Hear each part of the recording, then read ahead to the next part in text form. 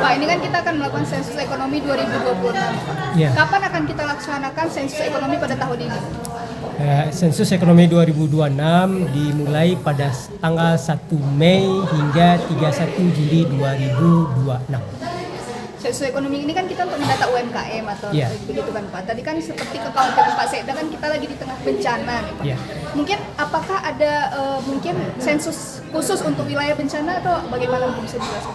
Ya, kita tetap mendatangi dari rumah ke rumah untuk lebih detail menanyakan tentang usaha yang dimiliki oleh penduduk. Bisa jadi di tempat pengungsian dia juga buka usaha, misalnya jual pulsa.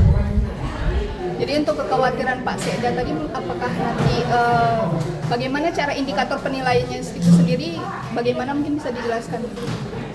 Kita tidak khawatir karena kita kan turun ke lapangan, ya kan.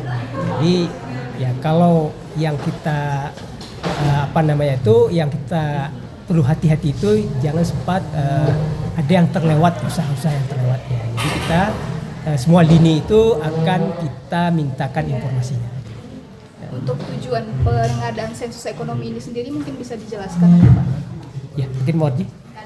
Jadi sensus ekonomi ini bertujuan untuk mendapatkan data terkait pelaku usaha ataupun apapunlah kegiatan ekonomi yang ada di seluruh Indonesia. Jadi nanti kita bisa dapat dari sisi geospasial, titiknya kita tahu di mana, kemudian jumlah usahanya. Juga dari data ini nanti mungkin bisa dimanfaatkan untuk perencanaan-perencanaan ke depan terkait dengan pengembangan ekonomi yang ada di daerah kita. Untuk kebijakan dari 7 kecamatan yang kena bencana itu, apakah ada nanti khusus sensus yang kita lakukan? Karena kan tidak mungkin masyarakat itu ada yang berusaha atau bagaimana, sedangkan rumahnya aja tidak ada, itu bagaimana nanti kita lakukan? Kita akan cari di mana mereka tinggal. Jadi tidak ada nanti penduduk yang terlewatkan.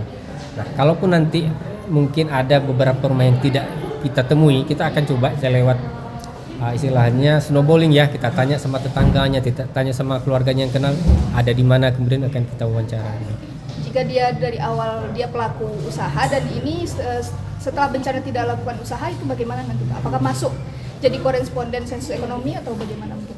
Nah, untuk itu nanti kita susun kondefnya. Tentu saja yang didata dengan aktif adalah orang-orang yang aktif ya berusaha gitu. Pak, mungkin ada yang disampaikan kepada masyarakat terkait sensus ekonomi ini Pak? Iya, kepada masyarakat terutama Kabupaten Geluas, dukunglah sensus ekonomi yang dilakukan oleh petugas baik dari BPS maupun dari nanti yang sudah ditentukan. Ingatlah data yang kita buat, yang kita lakukan ini bukan untuk BPS tetapi untuk seluruh rakyat Indonesia, terutama dalam menentukan arah dan kebijakan oleh pemerintah pusat.